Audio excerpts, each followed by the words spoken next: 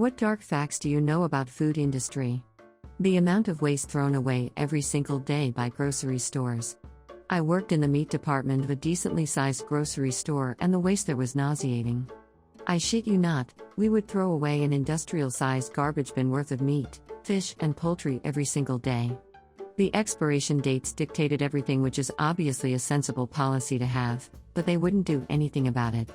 They wouldn't donate it, let employees take it home, or make adjustments to the order so we wouldn't have to throw so much away. The reasoning was always better have too much than not enough, which I guess makes a little sense, but when I am throwing away dozens of pounds of tenderloins, center-cut fish and shellfish per night, it's too much. Mind you, this is one department of one grocery store. Sorry for the rant, but I feel like it needed to be said. Right out of college I had worked at a food testing lab. We did QC for veggies, cooked food, and meat. We mostly did beef. Our two biggest customers were the nearby slaughterhouse, the largest in the US, and one about 5 hours away in Nebraska. The larger of the two was honestly decent as far as food quality went. They had issues here and there but handled everything the way they were supposed to. Did everything by the book as far as food quality went. And even did more depending on their customer asks. They had Burger King and Wendy's as two major customers, for example, and both of those two organizations have higher food quality standards than what's at your grocery store. They still get cheaper beef, but they are much pickier about what they will accept as servable. Worker conditions, though, that was a different story. I witnessed several walkouts and mass no-call no-shows. Much of their workforce was placed there by immigration as they were largely refugees. As an aside, the city was built around that slaughterhouse and its history and diversity is really rich because of its immigrants.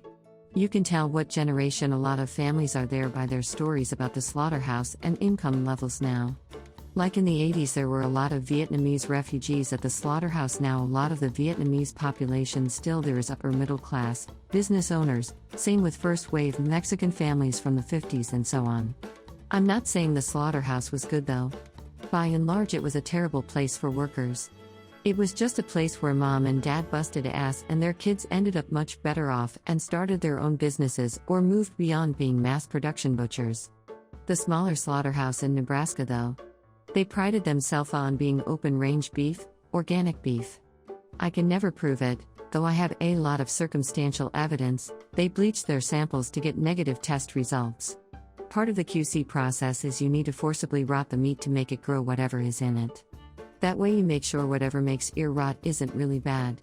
Like E. coli 0157H7, or 0122 or 0145 or several strains of salmonella and some other stuff. After you let meat rot for 14 hours it smells like rotten meat. Not this place though. After 14 hours in an incubator it smelled like bleach. I have plenty of other stories but the latter sticks with me and I left out a lot on it. Here's a good one. Health department regulations are easily skirted around, especially in the Chinese food industry, at least in the SF Bay Area, but as I've been told, everywhere around the US as well. If a restaurant fails a health inspection, they usually have 30 to 60 days to correct it. After 60 days, they visit again, and if that restaurant fails again, they can get shut down. However, if the restaurant changes ownership in that time, they get another year before being inspected again. So a lot of places will just shift ownership again and again throughout their family members, never ever bringing the restaurant up to code. It happens often. And it's something the health department denies again and again, and they even retaliate heavily against people who are outspoken against them. I've seen health inspectors leave low boy doors open for 10 minutes and then take their temps. Once it's above 40, you're docked. Health departments are corrupt as shit. Heard rumors about bribes and all the other political corruption that plagues every aspect of the American legal system, but haven't seen anything in person besides that. Dishes really aren't clean when you get them. I worked at a resort in northern Canada as a dishwasher. The plates and utensils were known to not be very clean. All of the staff, including the managers, would all eat off of paper plates with plastic forks, knives, and cups to eat at lunch. We would usually eat the food that wasn't eaten at the buffet during breakfast. This may have been because they didn't want us to break the dishes, but I think it's because they know how the plates really aren't that clean. We put them through the dishwasher, and I really did my best to make sure all the plates were clean, but washing each dish takes forever by hand, so after running the plates through the dishwasher, once we wiped down the leftover gunk by hand. Eggs, cheese, meat juice, oatmeal, mashed potatoes, and other things were all crusted on, so we would just wipe them off. We wouldn't be scolded or given a talk if we wiped off a whole piece of bacon, but we would receive a warning if we did not clean our dishes fast enough. Mind you, this place claimed to have halal, vegetarian, and kosher substitutes, but in the end they're all on the same plate as a piece of bacon. Also, when we ran out of rubber gloves, we would wipe them off with our hands. Yeah.